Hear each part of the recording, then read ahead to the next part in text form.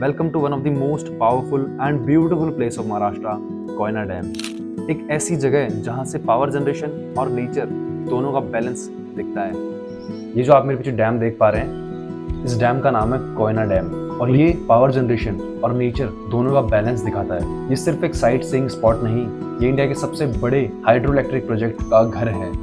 And यहाँ पे not just hydro electricity बल्कि यहाँ पे विंड मिल्स भी हैं पीछे, तो यहाँ से बहुत सारी पावर जनरेशन जो है होती है। ये डैम लोकेटेड है वेस्टर्न घाट्स के कोयना रिवर पे। ये ग्रेविटी डैम है और ये जनरेट करता है 1960 मेगावाट से भी ज्यादा इलेक्ट्रिसिटी। ये इलेक्ट्रिसिटी ऑलमोस्ट पूरे महाराष्ट्र को लाइट करती है, स्पेशली मुंबई एंड पुणे जैसे शहरों को। बेसिकली अगर महाराष्ट्र का पावर हाउस कहीं है तो यही है। ये डैम 1964 में बना था और तब से लेके अब तक ये एक इंजीनियरिंग का मार्वल कहलाता है, क्योंकि इसने 1967 का कोयना अर्थक्वेक भी सर्वाइव किया था। अगर आप नेचर लवर हो तो Koyna dam is for you. It is surrounded by thick forest and Koyna wild life sanctuary, जहां मैं अभी जाने वाला हूँ। नीला पानी, ग्रीन वैलीज और मॉनसून में तो ये जगह जन्नत बन जाती है। प्लस डैम के आसपास आपको मिलता है पीस, क्लीन एयर और स्टनिंग व्यूज। इस डैम पे पब्लिक एंट्री तो अलाउड नहीं है because of security reasons, but आप आसपास के रिजॉर्ट से काफी अच्छा व्यू ले सकते हो डैम का। And best time to visit this beautiful dam is winters and monsoons. At the end, it is not about electricity. It is about energy, beauty and balance. I hope आपको एक Koyna dam की information अच्छी लगी होगी. Now let's go to Koyna Wildlife Sanctuary.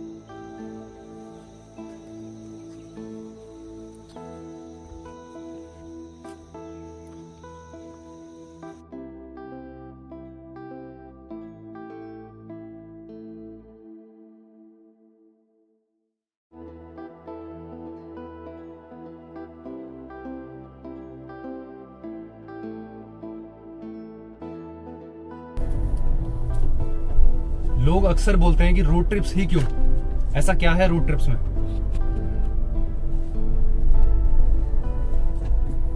But then ऐसे सुंदर नजारे और ऐसे सुंदर वाटरफॉल, सडन वाटरफॉल जो किसी को पता भी ना होंगे, ठीक है, ऐसे रोड पे आप चल रहे हो और सामने से इतना सुंदर वाटरफॉल दिख रहा है, ये सब आपको रोड ट्रिप्स में ही मिल सकता है। आप कहीं गए, जस्ट उस जगह के देखने के लिए गए, पूरा प्लान, पूरा पैकेज आपने यहाँ से बुक कर लिया, वो सब ठीक है, बट वो एक एज के बाद ठीक है। आई फील यंग एज में हम सभी को इसी तरीके से एक्सप्लोर करना चाहिए, ठीक है, बिना किसी डेस्टिनेशन के। एक रफ आइडिया होना चाहिए कि यहाँ जाना है, बाकी रास्ते में आपको बहुत सुंदर जो है व्यूज देखने को मिलेंगे। और वो कहते हैं ना, मंजिल से ज्यादा खूबसूरत ये सफर होता है, तो वही सेम यहाँ अप्लाई होता है। अब मैं आपको व्यू दिखाता हूँ, साइड में रिवर है, इधर वाटरफॉल है, the view is just amazing.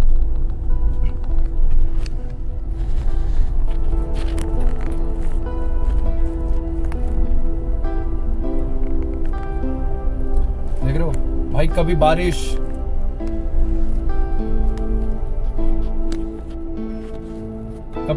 है, कभी धूप है, तो आपको बारिश, ठंड, धूप सब कुछ आपको एक्सपीरियंस करने को मिलता है।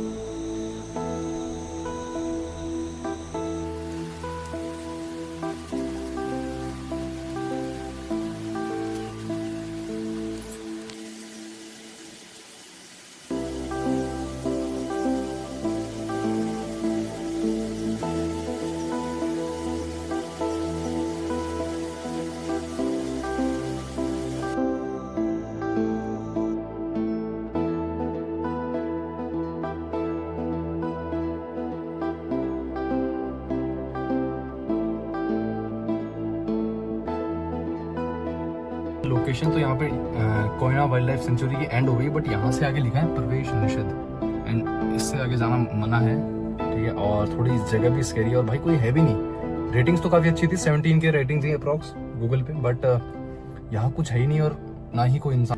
बट हाँ, भले ही कोयना वाइल्ड लाइफ सेंचुरी ना मिली हो, बट जो जर्नी थी दैट वाज अमेजिंग भाई। बीच में इतने सुंदर सुंदर waterfalls, so overall it was worth it.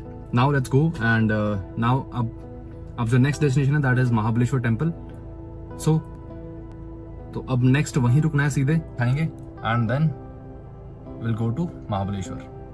भाई मेरे को लगता है पूरी जो जर्नी है, मेरे को लगता है भाई ये पूरी कोयना विलेज से लेके कोयना वाइल्ड लाइफ सेंचुरी का चक्कर रास्ता है ना, आई गेस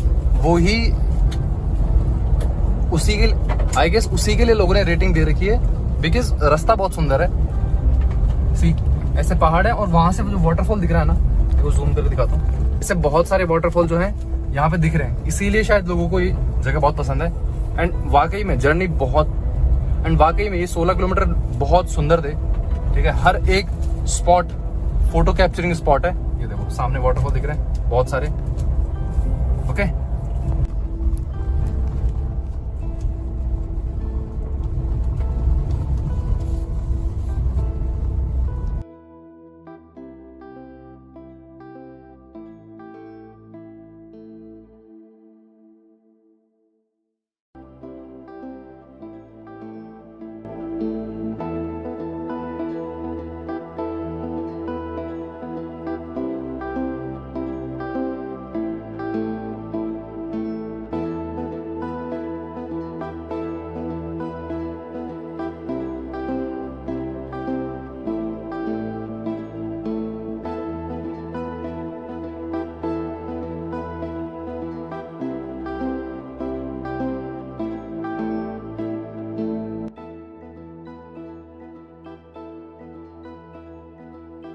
भाई क्या सुंदर झरना है सी,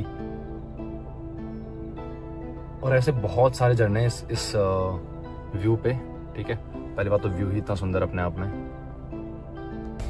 भाई ये है सिडनी पॉइंट, और ऊपर मैं कुछ बोल क्यों नहीं पाया, बिकॉज आप सुन पा रहे होंगे ऑडियो में कि बहुत ज्यादा विंडी है और आवाज बिल्कुल नहीं आ रही थी, इसीलिए मैंने ऊपर कुछ बोला नहीं। बट आप व्यू देख सकते हो भाई, क्या व्यू है, पूरा पैनोरामिक व्यू मिलता है और इट जस्ट लुक सरियल, बहुत सुंदर लगता है भाई। ये देखो इस तरीके का व्यू पूरा ऊपर से, और इतनी सुंदर इतनी ठंडी हवा चल रही होती है, मजा आता है। फाइनली पहुंच गए हैं महाबलेश्वर मंदिर। यहाँ से कुछ 10 मिनट की दूरी है बस, ठीक है। एंड मैं ये देख के शॉक्ड हूँ कि भीड़ कम है भाई, बहुत ज्यादा कम भीड़ है। हम देखो सामने से भीड़ बोलती है, गाड़ी आई है। और भाई महाबलेश्वर जो है ज्योतिर्लिंग में से तो नहीं है, बट फिर भी ज्योतिर्लिंग जो 12 ज्योतिर्लिंग है अपने, उनमें से नहीं है एक, बट सिर्फ उनसे भी ज्यादा फेमस कह सकते हैं, क्योंकि इसकी एक अपनी अलग सिग्निफिकेंस है। वो मैं आपको सिग्निफिकेंस वहां से आने के बाद बताऊंगा। पहले जो है एक बार दर्शन कर लेते हैं, ठीक है। और ये तो हम सब जानते हैं कि मतलब शिव जी का टेम्पल है और बहुत फेमस है, बहुत पुराना है। और मैं भी जहाँ जा रहा हूँ वो ओल्ड महाबलेश्वर टेम्पल है, जो रियल जिसको बोलते हैं। बाकी एक नया भी है जो नीचे ही मिलेगा आपको, ठीक है।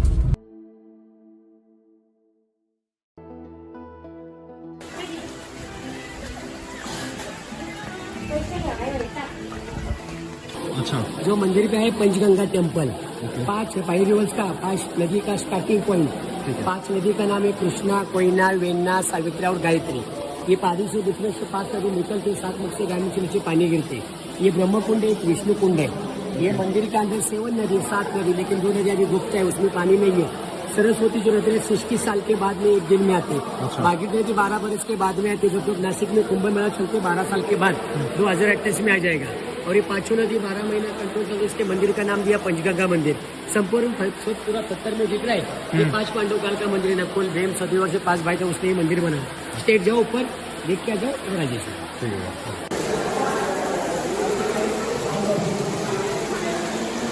ओके सर, भगवान का स्वयंभू शिवलिंग, ये रुद्राक्ष का आकार का शिवलिंग है। ये 12 ज्योतिर्लिंग में नहीं आते, ये कुदरती नेचुरल शिवलिंग है। ये जमीन से अपना प्रकट हो गए, उसको स्वयंभू शिवलिंग बोलते हैं। उसके ऊपर छोटा भाग है, ब्रह्मा विष्णु महेश साक्षात पर्वत है। वो नेचुरल शिवलिंग है, हजारों पुराना साल का। ये मंदिर है 800 साल का पुराना। एक कौरव पांडव के गुरु थे ब्रह्म ऋषि। ये गुरु ने उन्होंने पहली पूजा किया। 2 महाबलेश्वर इसका गांव का मुल्क का नाम पड़ा है महाबलेश्वर। और जो कर्नाटक में गोकर्ण महाबलेश्वर और ये धोम महाबलेश्वर मैं वहाँ भी गया हूँ। हाँ जाइए